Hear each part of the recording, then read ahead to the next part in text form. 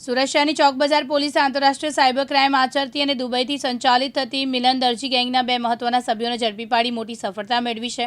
200 કરોડના સાયબર ફ્રોડમાં આરોપીને લોન કન્સલ્ટન્સીના ધંધાની આડમાં મુખ્યત્વે બેંક એકાઉન્ટની કીટ સપ્લાય કરી રીતે યોગ્ય ગેંગ માટે નાણાકીય જવાબદારી બન્યા હતા। ગુસ્સીટોક જેવા ગંભીર ગુના હેઠળ છેલ્લા 9 મહિનાથી નાસ્તા ફરતા બંને આરોપીઓને કતારગામના પોસ્ટ વિસ્તારમાંથી ઝડપી પાડવામાં આવ્યા છે, જેમની પાસેથી પૈસાનું ગણવાનું મશીન અને અન્ય गुनाहित साधनों मળી આવ્યા છે। सूरत शहर के माननीय police commissioner Shri Anupam Gehlot sir जी की सूचना के तहत शहर के अलग अलग केसेस में जितने भी वांटेड आरोपी हैं उनको रेगुलरली ट्रेस करना, उनको पकड़ने की सूचना।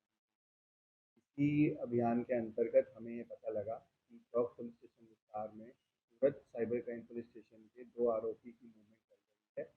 तो हमने डिटेल इन्वेस्टिगेशन किया, अलग अलग टीम बनाई और टेक्निकल एनालिसिस और ह्यूमन इंटेलिजेंस तक हमें पता लगा कि 2 आरोपी जो पिछले 9 महीने से वांटेड हैं, उनका यहाँ पे रेगुलर मूवमेंट हो रहा है। तो हमने उनको फिर डिटेन किया, एक टीम बनाई। उनको डिटेन करने के बाद हमें पता लगा कि इनकी कामगिरी इस तरह से है, ये जितने भी 2 आरोपी हैं, तो ये जितने भी भोले लोग होते हैं, गरीब लोग होते हैं, उनके नाम का अलग-अलग बैंक और फिर जो ये बैंक अकाउंट की किट्स जो होती हैं, वो कमीशन बेसिस पे आगे डमी अकाउंट तरीके जो साइबर फ्रॉडस्टर्स होते हैं, उनको प्रोवाइड करवाते हैं, जिससे कि यह होता है कि जितने भी साइबर क्राइम का पैसा है, वो इन अकाउंट्स में ट्रांसफ़र हो जाता है और ट्रांसफ़र होने के बाद इनका अकाउंट का ट्रेस नहीं हो पाता और इन अकाउंट से विड्रॉ हो जाता है।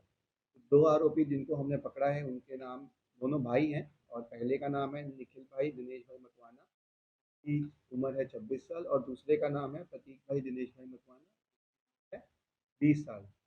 ये जो दोनों भाई हैं, ये लोन कंसल्टेंसी का काम करते हैं। ये सूरत में सिद्धि विनायक अपार्टमेंट उदयनगर के रहने वाले हैं। फिलहाल उनका लेकिन जो मूल वतन है, वो गोंडल राजकोट का है।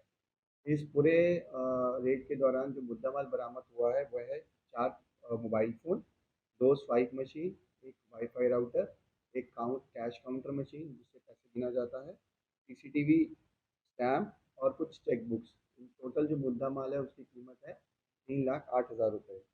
इन दोनों भाइयों के खिलाफ जो पास्ट एफआईआर हो चुकी है, उसमें से एक जैसे मैंने पहले बताया कि सूरत के साइबर क्राइम पुलिस स्टेशन में गुच्ची टॉक हुआ था, जिसमें cheating, fraud, information technology act जैसे कि सेक्शंस लगे थे। और जो बड़ा भाई है निखिल, उसके खिलाफ गोधरा में भी ए डिवीज़न में भी इसी चीटिंग और फ्रॉड का एक अलग से गुना दाखिल है। फिलहाल इन दोनों आरोपियों को फर्दर तपास के लिए सूरत के साइबर क्राइम पुलिस स्टेशन में हम फॉरवर्ड कर देंगे, जिससे कि इसकी फर्दर डिटेल्स लिखी जाए। इनका एमओ क्या था और इनको पकड़ने के लिए पुलिस ने किस तरह की जांच? इनका एमओ जैसे मैंने बताया यही रहता है कि ये अलग-अलग नए अकाउंट्स बनाते हैं, जिनका आइडेंटिटी ट्रेस करना बहुत मुश्किल होता है। जैसे कोई गरीब हो, कोई रूरल विस्तार से पिछड़े इलाके से हो, उनके आईडीज़ ये लेते हैं और नए अकाउंट्स बनवाते हैं। जो नए अकाउंट बनवाने के बाद उनके पास जो किट आती है, वो जो लार्जर ग्रुप्स साइबर क्राइम करते हैं, उनको प्रोवाइड करवाते हैं कमीशन बेसिस पे। और फिर कमीशन बेसिस क्या होता है, जब उनको अकाउंट दे देते हैं, उसके बाद ये जितना भी साइबर क्राइम का जो पैसा एकत्रित होता है, वो बाइफरकेट हो जाता है इन छोटे-छोटे अमाउंट्स में, इन अकाउंट्स में और फिर इन अकाउंट से एटीएम या फिर किसी ऑनलाइन ट्रांज़ैक्शन के द्वारा ये ट्रांसफ़र किए जाते हैं, जिससे इनका ट्रेस करना मुश्किल हो जाता है। कितने अकाउंट इन्होंने खोले थे और कितने कमीशन?